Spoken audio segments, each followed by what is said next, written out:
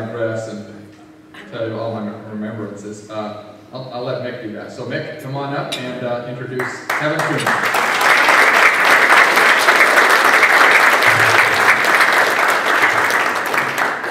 Before I begin, I just want to acknowledge Shantae one more time.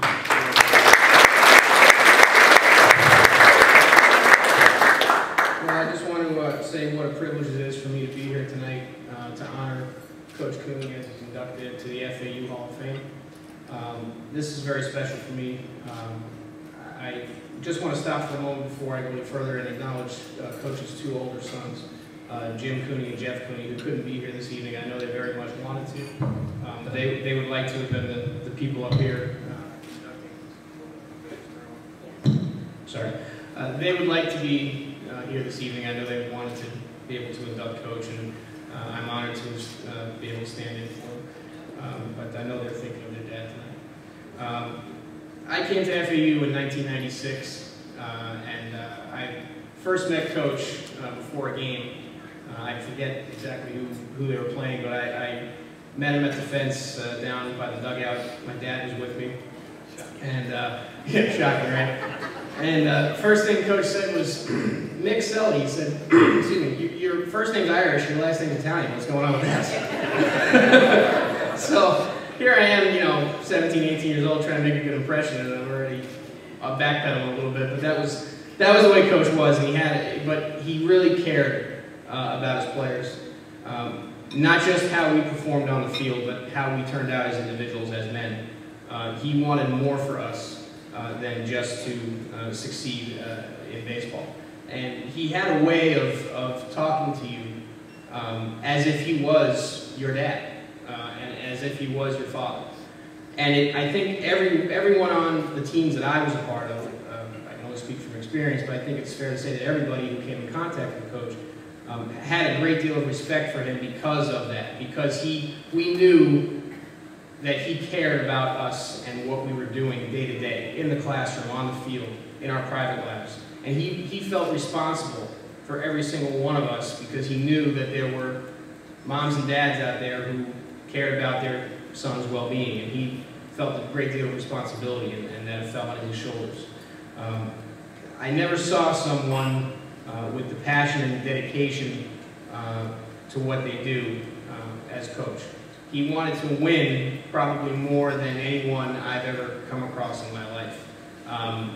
If we lost a game, I remember sometimes Coach would be on the bus ride home and it just looked like, it was just the worst thing that could have happened to him. But you knew that he would come right back the next day and we'd get back to work and we'd right the ship as a team. And it's a testament to how he ran his ball clubs. Just to touch on a few other things, Coach, everything's talked about how successful he was here at FAU. It dates back long before that, to when he started his coaching career at Montclair State in New Jersey. He coached there for 4 seasons, and all 4 years appeared in the Division III World Series, and it was culminated in 1987 with a championship at Division III level. So he laid the groundwork early as a coach for what he expected from his players, what he expected from himself, and what he expected from the rest of his coaching staff, and carried that on through to his 20 years here at FAU. And for the 4 years that I played, like I said before, I was extremely privileged. He meant a great deal to me.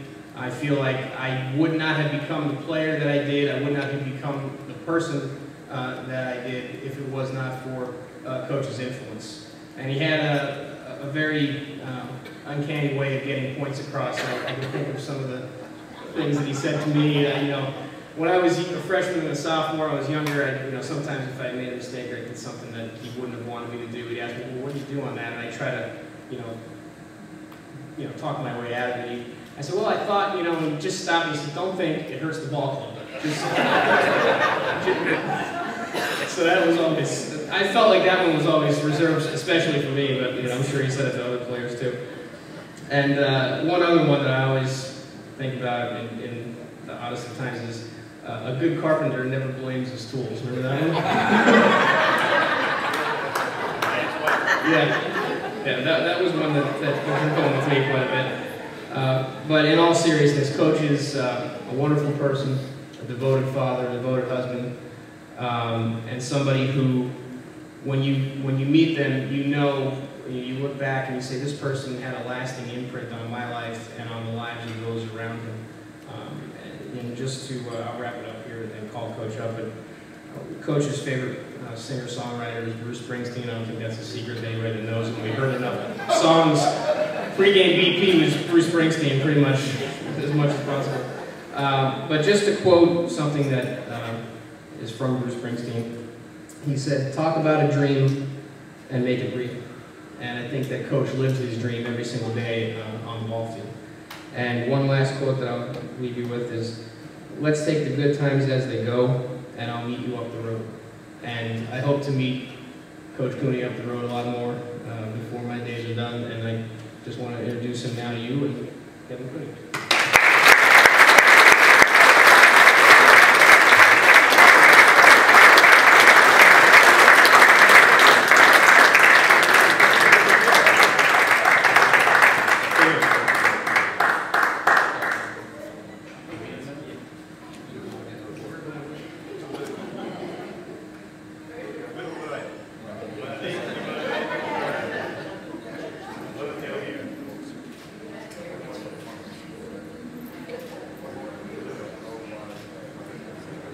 Luke's got to get his picture.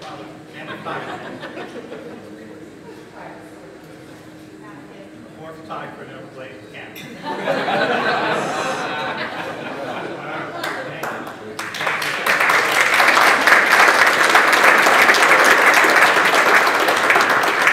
I remember exactly where this picture was taken. You probably took it. The only time we got pictures taken was when we were down in Miami.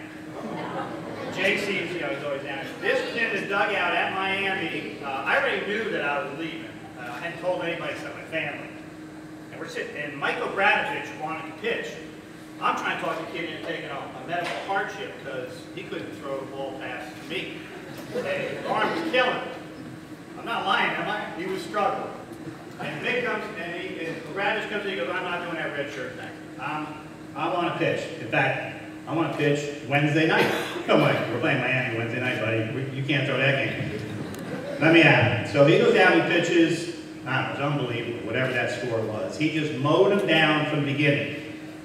And I'm sitting there, this is at their back rack, and I'm looking, I'm like, holy crap, I should have listened to the players my whole career.